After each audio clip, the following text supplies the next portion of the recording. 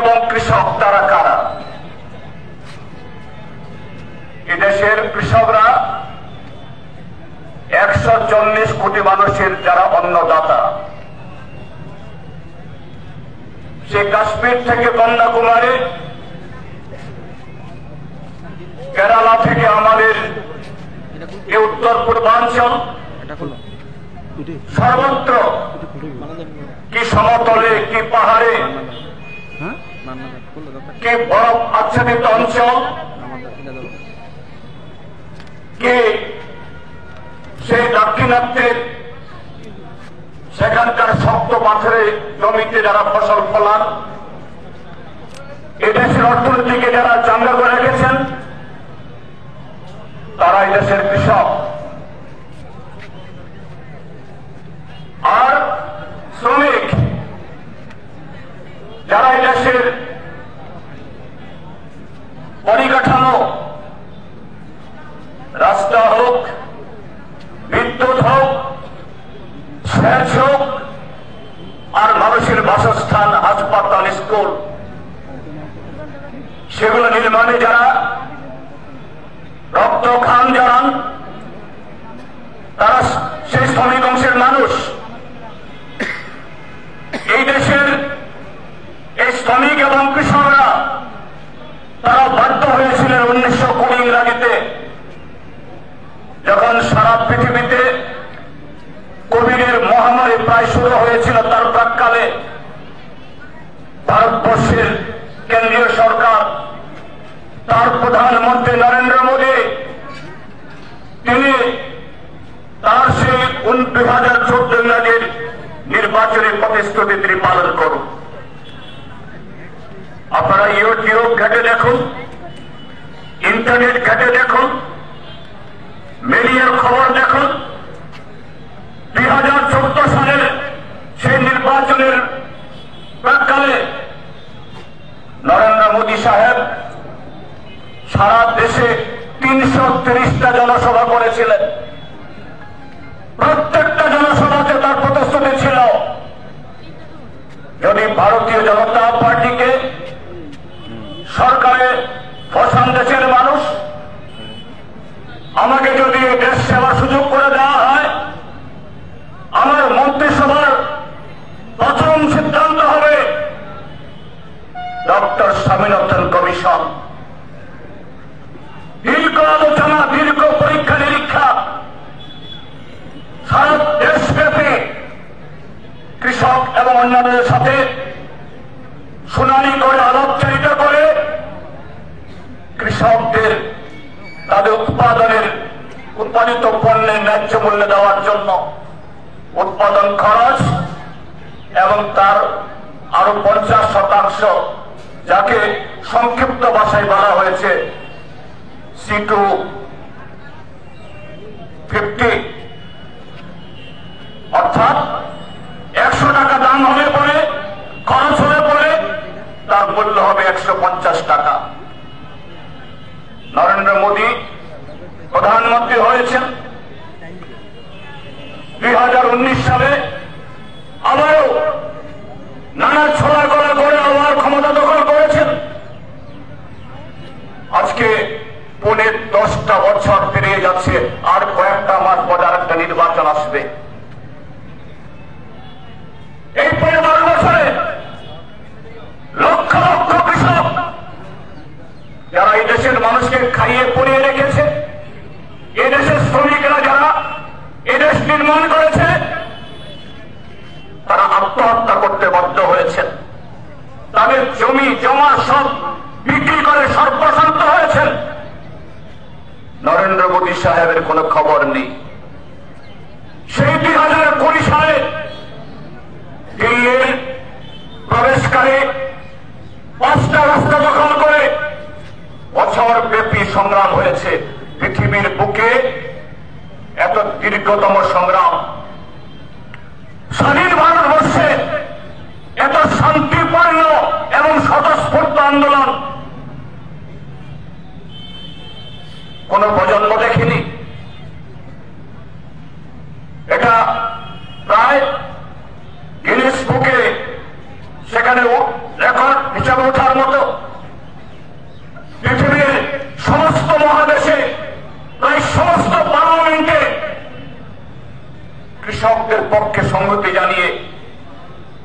সে America হোক, Latin America হোক, England হোক, ইউরোপ হোক, আলোচনা হয়েছে। নরেন্দ্র মোদী সরকার তারপরও কৃষকদের সে দাবি মানার তিনি সেই সাহস রাখেননি বা সেই ভূমিকা রাখেননি। উপরন্তু আপনারা জানেন আরো 3টা কালো আইন তিনি পাস করেছেন প্রথম সঙ্গে অর্ডিন্যান্স জারি করার পর। তারপর 1 বছর বাদে শুধু সারা দেশ না, সারা পৃথিবীব্যাপী ওঠার পর 2021 ইংরাজির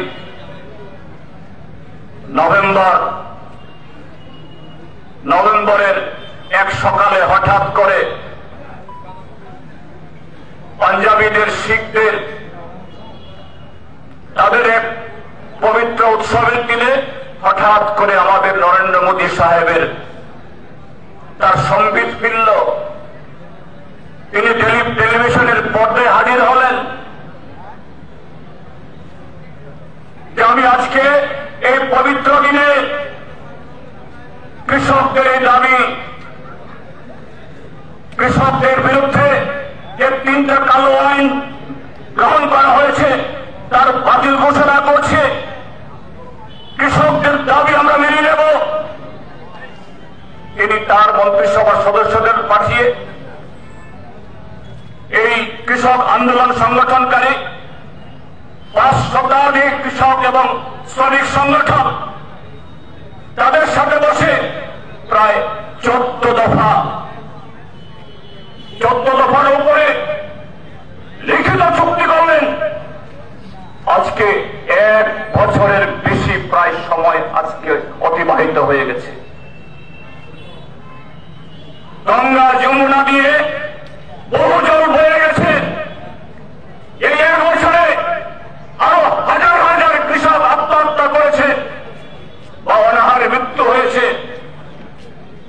কিন্তু নরেন্দ্র মোদী সাহেবের এবং এই সরকারের কৃষকদের, এই দেশের জনগণের এই ন্যায্য দাবি পূরণে তার কোন ধরনের উদ্যোগ বা কোন ধরনের যে প্রচেষ্টা, ইচ্ছার প্রতিফলন ঘটছে না। যে মন্ত্রী আন্দোলনরত কৃষকদের উপরে গাড়ি চালিয়ে দিয়ে সেখানে নিরীহ মানুষ এবং সাংবাদিককে খুন করল, সেই মন্ত্রীকে মন্ত্রিসভা থেকে বরখাস্ত করা হলো না। এবং আন্দোলনকারীদের সাথে যে চুক্তি হয়েছিল 60 শতাধিক কৃষক আন্দোলনকারী 1 বছর আন্দোলন চলাকালীন সময়কে যারা কোভিডে মারা গেছেন, গাড়ি চাপার পরে মারা গেছেন, পুলিশের লাঠি গুলি খেয়ে মারা গেছেন, আর নানাভাবে নিশ্চিতভাবে তারা শহীদ।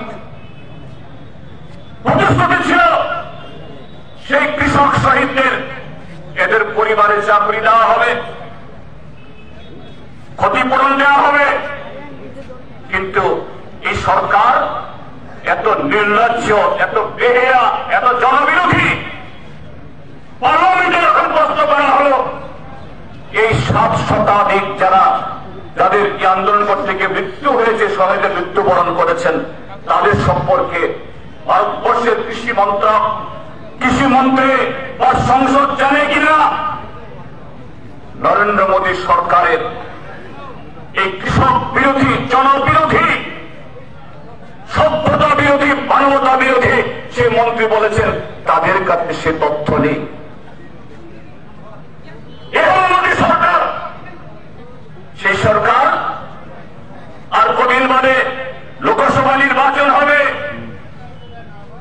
শুধু কৃষকদের প্রতি দেওয়া প্রতিশ্রুতি না, শ্রমিকদের কাছে দেওয়া প্রতিশ্রুতি না, বিভিন্ন নির্বাচনে এরকম অসংখ্য প্রতিশ্রুতি দেওয়া হয়েছে দেশের মানুষকে। যুবকদেরকে বছরে 2 কোটি চাকরি দেওয়া হবে, জিনিসপত্রের দাম কমানো হবে, থেকে তাকে বেরোতেই হবে, তার কোন দ্বিতীয় রাস্তা নেই। তিনি বলছেন বিকশিত ভারত নির্মাণ সংকল্প যাত্রা। গত 9.5 বছরে এই দেশকে বিকশিত করতে হবে, দেশের অর্থনীতিকে চাঙ্গা করতে হবে, তার মনে পড়েনি। যখন বিদায় নেবে তখন এসে মনে পড়ছে বিকশিত ভারত যাত্রা করতে হবে, দেশ নির্মাণে উদ্যোগ নিতে হবে। কৃষকদের ঋণ মকুবের টাকা নেই। 60 শতাধিক কৃষক যারা শহীদ হয়েছেন এদের ক্ষতিপূরণ দেওয়ার টাকা নেই। আমার আগের বক্তারা বলেছেন বিগত 9.5 বছরে পেট্রোল ডিজেলের উপরে কর বসিয়ে, কর নয় শুল্ক, আমাদের আগরতলা শহরেও ত্রিপুরা আছে, আমাদের ডিজেল কিনতে হয়, পেট্রোল কিনতে হয় 90 টাকা, 95 টাকা, 100 টাকা, কখন আবার বেড়ে যায়। বন্ধুরা জেনে রাখুন, এগুলো দাম নয়, এগুলো এই পেট্রোলিয়াম পদার্থের ন্যায্য দাম নয়, দামের উপরে শুল্ক, অর্থাৎ এক ধরনের ট্যাক্স। এইভাবে ট্যাক্স চাপিয়ে গত 9.5 বছরে নরেন্দ্র মোদী সরকার দেশের জনগণের উপরে 5 লক্ষ কোটি টাকার উপরে উপরন্তু আমাদের পকেট থেকে ডাকাতি করেছে। তাছাড়া আরো নানাভাবে এদেশের শ্রমিক, কৃষক, সাধারণ মানুষ এদের উপর ট্যাক্স চাপিয়ে লক্ষ লক্ষ কোটি টাকা আদায় করেছেন। কৃষকরা দাবি জানাচ্ছেন, শ্রমিকরা দাবি জানাচ্ছেন, এদেশের সমস্ত গণতান্ত্রিক ধর্মনিরপেক্ষ রাজনৈতিক দল দাবি জানাচ্ছেন এই টাকায় কৃষকদের যে ঋণ, যে ঋণের কারণে তাদের আত্মহত্যা করতে তারা বাধ্য হচ্ছেন, এই ঋণ মুকুব করুন। নরেন্দ্র মোদী সরকার বলছেন যে না, ঋণ মুকুব করা আমাদের নীতিতে নাই, ঋণ মুকুব করা আমাদের কর্মসূচিতে নাই। কিন্তু এই 9.5 বছরে 17 লক্ষ কোটি টাকার উপরে আম্বানি, আদানি, আরো যারা বড় বড় একচেটিয়া পুঁজিপতি, যারা ব্যাংক থেকে ঋণ নিয়ে এদের সম্পদ বাড়িয়েছেন, মুনাফা বাড়িয়েছেন, জিডিপি বাড়িয়েছেন, তাদের কাছে যেখানে আরো বেশি বেশি কর চাপানো দরকার, কর তো চাপাইনি, উল্টো 17 লক্ষ কোটি টাকার উপরে এদের ঋণ মুকুব করে দেওয়া হয়েছে।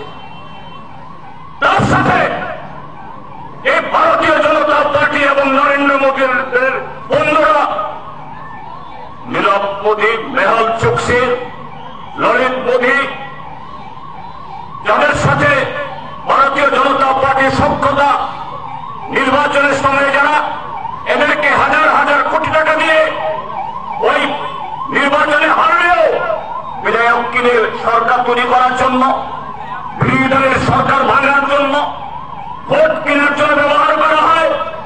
এই মেহুল চোকসিরা, ললিত মোদীরা, তারা বিগত এই 9.5 বছরে আরো কয়েক লক্ষ কোটি টাকা ব্যাংক থেকে নিয়ে তারা পালিয়ে গেছেন দেশের বাইরে। এদের একজনের টিকেও ছুটে পারেনি।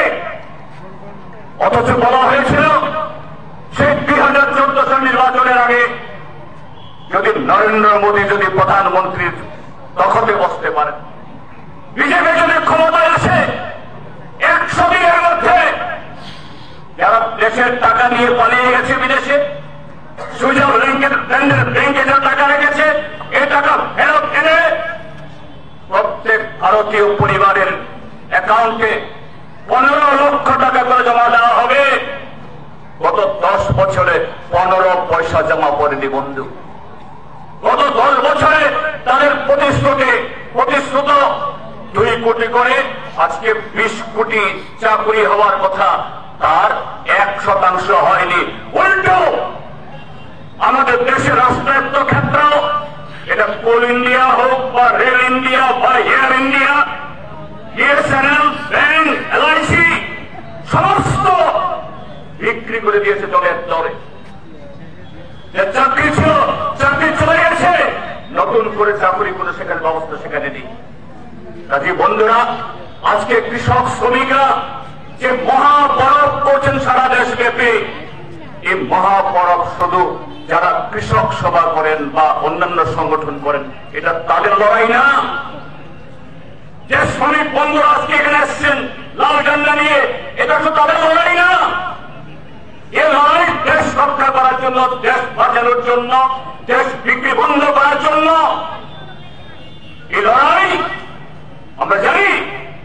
এই 3 দিন মহাপরবে এখানে আমার আগের বক্তারা বলেছেন, সারা দেশের রাজভবনগুলোর সামনে গত 3 দিন ধরে যে ধর্ণা হচ্ছে, লক্ষ লক্ষ মানুষ সামিল হয়েছে। আমরা জানি নরেন্দ্র মোদী সরকারের তারপরে তাদের কর্ণগহ্বরে মানুষের বক্তব্য পৌঁছবে না।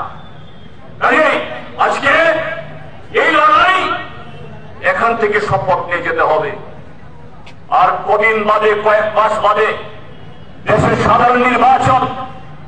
এই নির্বাচনে এই জনবিরোধী, কৃষক বিরোধী, শ্রমিক বিরোধী, দেশের 140 কোটি মানুষের স্বার্থ বিরোধী, আমাদের সংবিধানকে তাকে তছনছ করে দিয়ে এই দেশকে গোলামে পরিণত করার চেষ্টা করছে।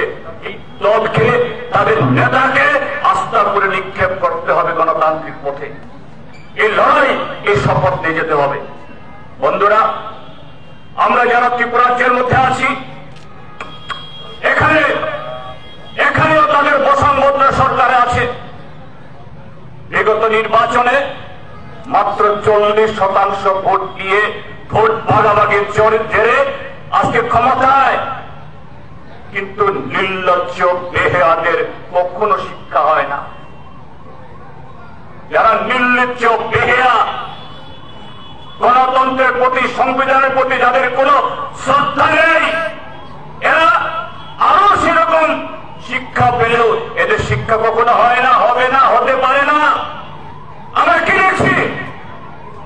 এটা নতুন সরকার গত 8-9 মাস ব্যাপী প্রতিদিন, প্রতিনিয়ত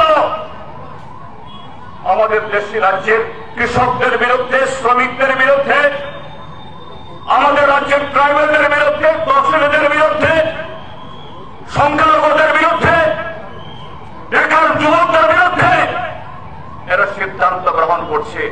আর প্রতিটা দপ্তর, প্রতিটা মন্ত্রক, প্রতিটা অফিস দুর্নীতির পাহাড়ে পরিণত হচ্ছে।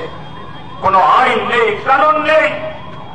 কাজেই এই অরাজকতা যাতে আরো ছেড়ে দিতে পারে, আজকে সারা ত্রিপুরা রাজ্যকে ড্রাগ, মাফিয়া, নেশা, এই সাগরের মধ্যে আমাদের যুব সম্পদকে ডুবিয়ে দেওয়ার জন্য একটা প্রকল্প চলছে। এটা নিছক আইন শৃঙ্খলা না, এটা একটা স্কিম, এটা একটা প্রজেক্ট, ভারতীয় জনতা পার্টির প্রজেক্ট। এইভাবে যুব সমাজকে তাদের মেরুদণ্ড ভেঙে দাও, আর আইন শৃঙ্খলা যারা রক্ষা করবে এদেরও মেরুদণ্ড ভেঙে দাও। উপরতলার কিছু নপুংসক অফিসারদেরকে বসিয়ে দিয়ে এইভাবে এই ত্রিপুরা রাজ্যের আইন শৃঙ্খলা, সামাজিক পরিবেশ, শিক্ষা, স্বাস্থ্য, সমস্ত কিছু এটাকে দুর্বল করে দাও, এই চেষ্টা চলছে। সাথে সাথে চক্রান্ত। কি চক্রান্ত? আপনারা দেখেছেন আজকের পত্রিকায়, দিল্লি থেকে কোন এক অকিল আমলা, একে মিশ্র, তিনি এসছেন, মুখ্যমন্ত্রী দেখা করছেন, আরো কিছু সংগঠন দেখা করছেন। কি তিনি ত্রিপুরাকে এডিসি এলাকার ক্ষমতা দেওয়ার জন্য তিনি এখানে আলাপ আলোচনা করতে এসছেন। হুই ইজ একে মিশ্র? কে একে মিশ্র? কোথায় সে নোটিফিকেশন? কোথায় সে বিজ্ঞপ্তি? কি তার অধিকার? ত্রিপুরা রাজ্যের ট্রাইবেল অংশের সরল সোজা মানুষকে একদল সুবিধাবাদী সংগঠন, উইফোর সংগঠন, কখনো স্বাধীন ত্রিপুরা, কখনো স্বাধীন পূর্বাঞ্চল, কখনো বিদেশি দাও, কখনো ত্রিপুরাল্যান্ড, কখনো গ্রেটার ত্রিপুরাল্যান্ড। ভোট যখন চলে যায়, ভোট যখন শেষ হয়ে যায়, এই মিশ্র, শর্মা, বার্মা এদের দেখা যায় না। এখন ভোট কাছে এসছে, 2024-এর নির্বাচনের ঘন্টা বাজছে, দিল্লি থেকে পাঠানো হচ্ছে।